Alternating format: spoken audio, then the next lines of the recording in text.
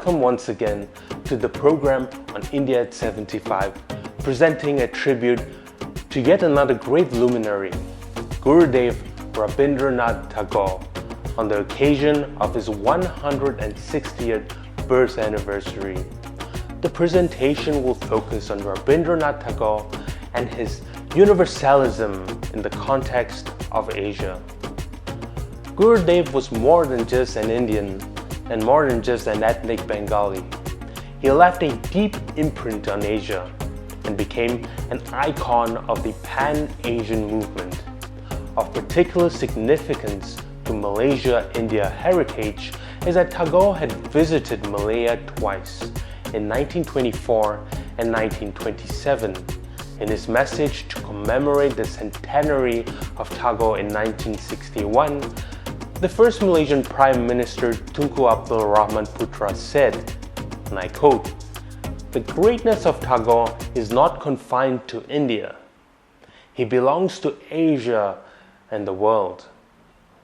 The wide range of his thought, his emphasis on the dignity and soul of man, his understanding of human frailty, had an influence which has reached far beyond the boundaries of his own lifetime and is still an enriching source of inspiration to mankind.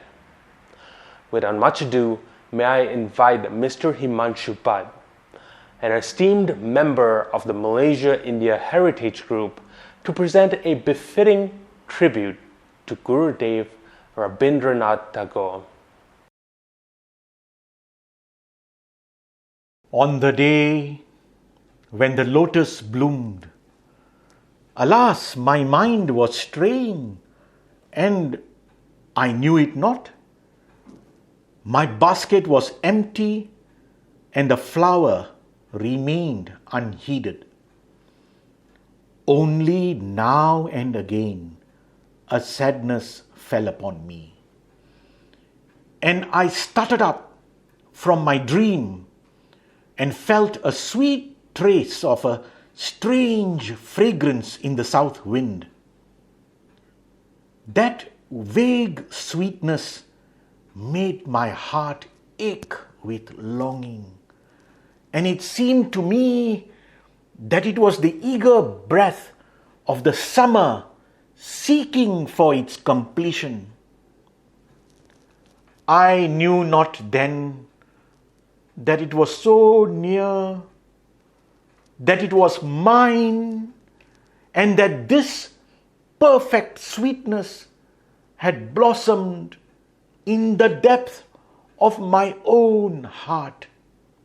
The profound words that you just heard form part of an acclaimed epic poem called Gitanjali by the prodigious writer and artist of India, Rabindranath Tagore.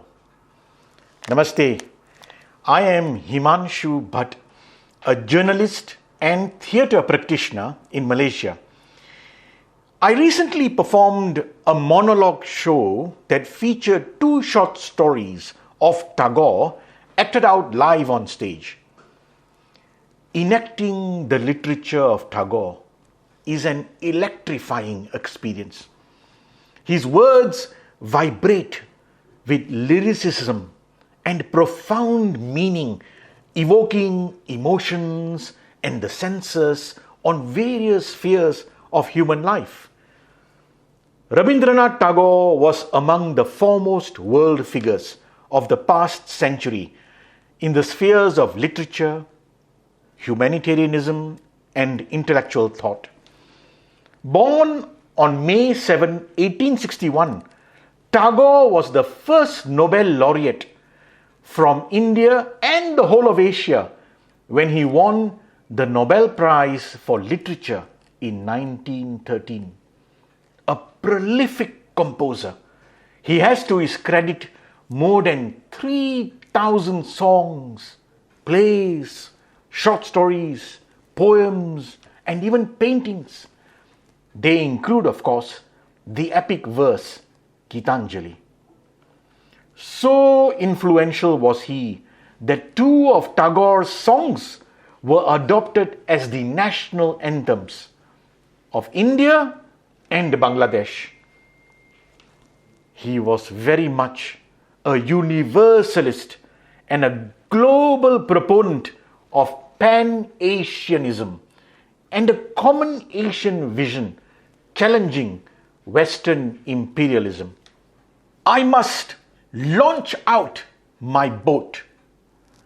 The languid hours pass by on the shore. Alas for me!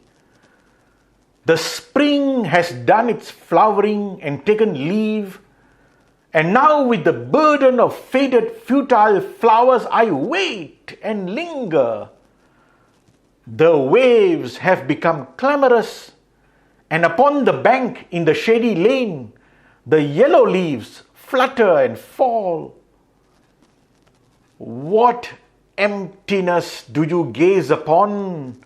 Do you not feel a thrill passing through the air with the notes of the faraway song floating from the other shore?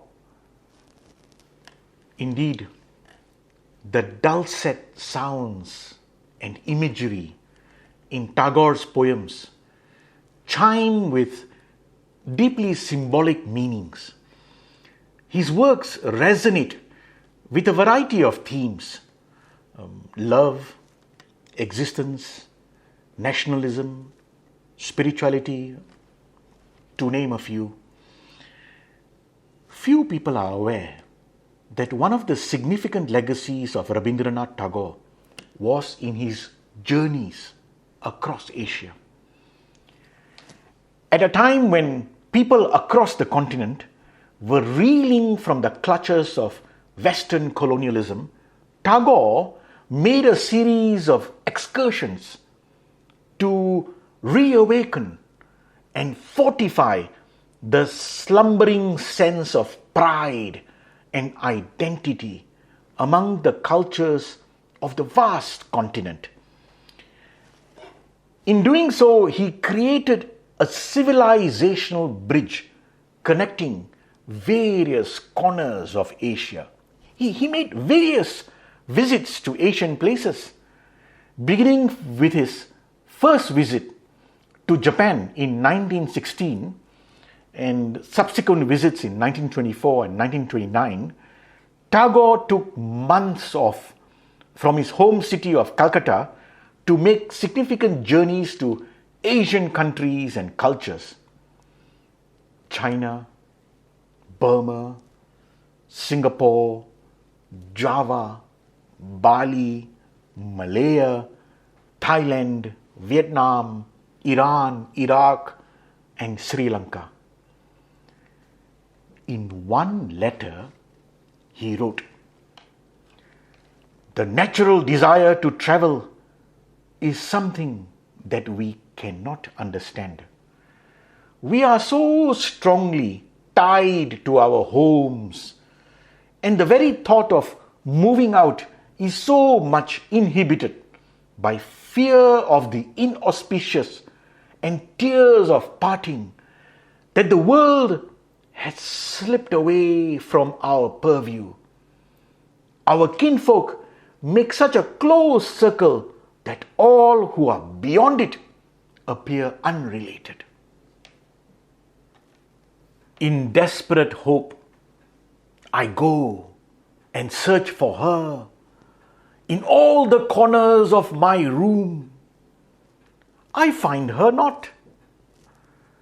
My house is small, and what once has gone from it can never be regained.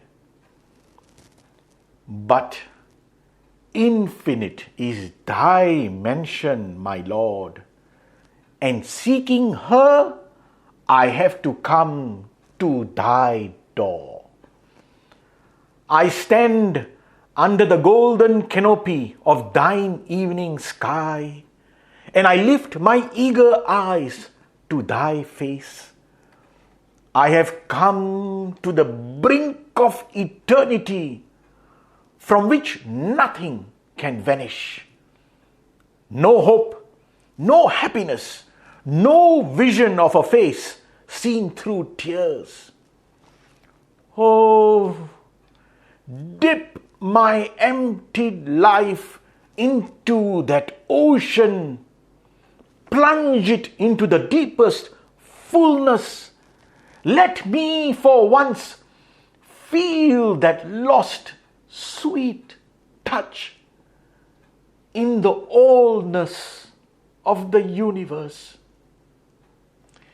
Among his most meaningful visits was a tour to Malaya, situated at the geographical and cultural crossroads of the Far East and South Asia. Tagore visited Malaya in 1927, beginning his trip in Singapore on July 20 to 26 before arriving in Penang on August 13. A foundation stone laid by Tagore for an independent Chinese school called the Hu Yu Xia on 14 August 1927 still lies within the same school's inner hall at Madras Lane in Penang. Tagore's visit to Malaya in 1927 has been researched by a Singaporean academic, Angela Un. Beginning on 20 July 1927, Tagore arrived in Singapore on the French steamer Ambroise from Madras in India. He stayed here till 26 July.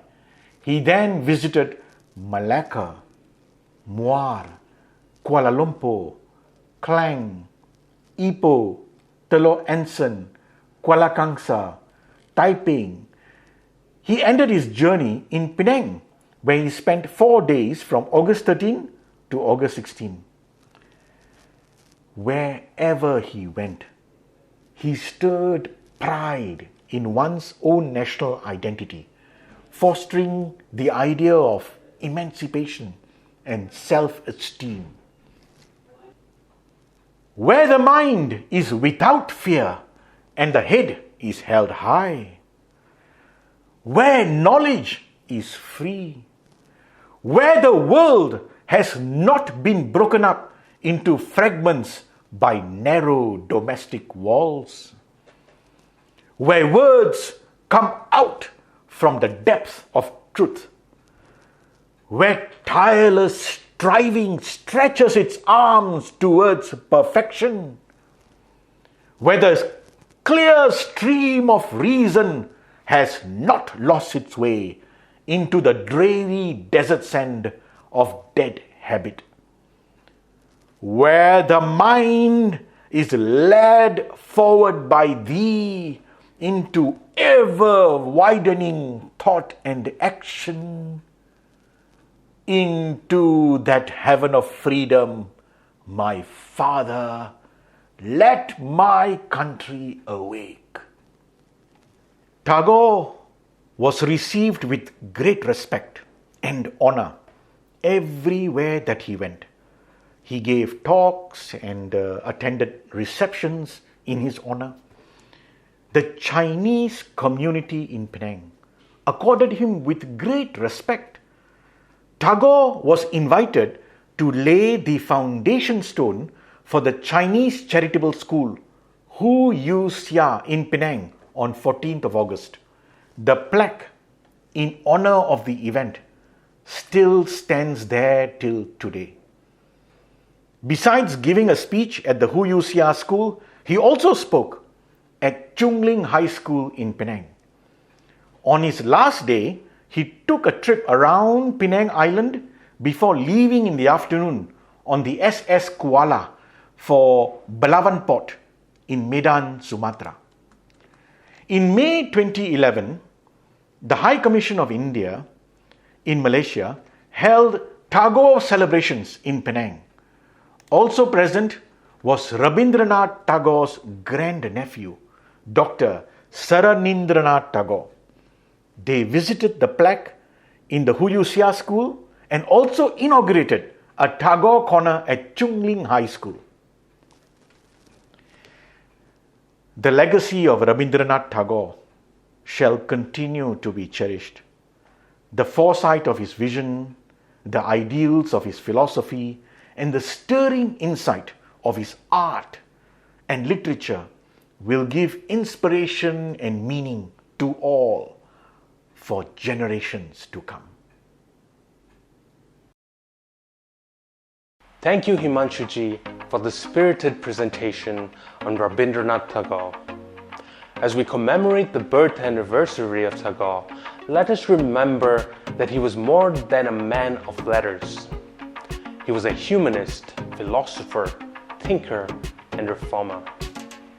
The values are universal and vital indeed for the moral leadership role that India is determined to assume in the 21st century. In upholding these values, we may sometimes have to endure hardship and suffering. We may need to walk alone. Ekla chalo re, as he once sang. One must walk alone. One must walk however lonely that journey. One must walk with one's head held high. Thank you once again, and let us look forward to the next program in the series, which is on the ethics of good governance as seen from the viewpoint of an ancient text, Kautilya's Arthashastra. তবে পরাণ খুলে তুই মুখ ফুটে তোর মনের কথা একলা বলো রে ও তুই মুখ ফুটে তোর মনের কথা একলা বলো রে যদি তোর ডাক শুনে কেউ না আসে